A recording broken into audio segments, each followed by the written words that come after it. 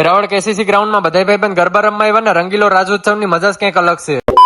એટલે તો બધાને જય સોમનાથ જય માતાજી. આજે રાતના બધા છોકરા ભેગા છે મોલવે, કારણ કે અમારે જવાનું છે વેરાવળ કેસીસી ગ્રાઉન્ડ માં ગરબા રમવા. પણ હાલવા ટાઈમે એક પ્રોબ્લેમ આવી ગઈ, એક ગાડીમાં પેટ્રોલ પૂરું થઈ ગયું ને આપણો ભાઈ બંધ થોડો ગરમ મગજ નો છે. એનું કહેવાનું એમ છે કે કદાચ મારી ગાડી એમ બંધ પડી ગઈ ને તો ગાડીમાંથી નારેલીના પંતા નાખીને ગાડીને ન્યાની ન્યા જ હરગાવી નાખું. પણ ભાઈ બંધ થોડોક દિલદાર પણ છે, એના ખિસ્સામાંથી 100 રૂપિયા પણ ને ખાલી બોટલ આપીને બે છોકરાને કીધું કે તમે પેટ્રોલ લઈ આવો ને ભાઈ બંધ એક રાખો કે બે રાખો, પણ ભાઈ બંધ આવો રાખો. क्या बात है सर, क्या बात है सर. હવે ફટાફટ પેટ્રોલ લઈને આવી ગયા ને ગાડીમાં પેટ્રોલ નાખી દીધું ને બધા ભાઈ બંધ નીકળી ગયા હતા કેસીસી ગ્રાઉન્ડ ને ગરબા રમવા જવા માટે. હવે ગ્રાઉન્ડ માં તો પોકી ગયા હતા પણ ગાડીને ક્યાં રાખવી કઈ સમજાતું નતું, એટલે પીપરાનું ઝાડું હતું ત્યાં ગાડીને રાખીને બધા ભાઈ બંધ આવી ગયા હતા કેસીસી ગ્રાઉન્ડ ના મેન દરવાજે એટલે કે ગેટ વે. પણ અહીં તો નીકળી પબ્લિક ફોટા પડવામાં વ્યસ્ત હતી ને એની પાછળ આપડા બધા ભાઈ બંધ પર રહી જતા હતા અને ખિસ્સામાંથી મોબાઈલ કાઢીને બધા છોકરા ફોટા પડવા માંડી ગયા. હવે બધા છોકરા ફોટા પડતા હતા તો ભાઈ બંધ ને કીધું કે એકાદો ફોટો મારો પાડી દે. હવે અહીંયા ફોટા પડવાનું પતે એમ જ નથી, એટલે બધા છોકરાને ઢણીને પકડીને લઈ આવ્યા છે ગરબા રમાઈ. બધા ભાઈ બંધ આવી ગયા હતા ગરબા ગ્રાઉન્ડ માં ગરબા રમવા માટે ને કેસીસી ગ્રાઉન્ડ માં નવરાત્રીમાં ગરબા રમવાની મજા જ કંઈક અલગ છે. અને મિત્રો નવરાત્રીના 9 નોરતાની અંદર એક દિવસ કેસીસી ગ્રાઉન્ડ ની મુલાકાત લેજો. બાકી આજના બ્લોગ ની અંદર એટલું જ ને. આવો નવો બ્લોગ જોવા માટે આ ગુજરાતીના પેજ ને ફોલો કરીને જજો.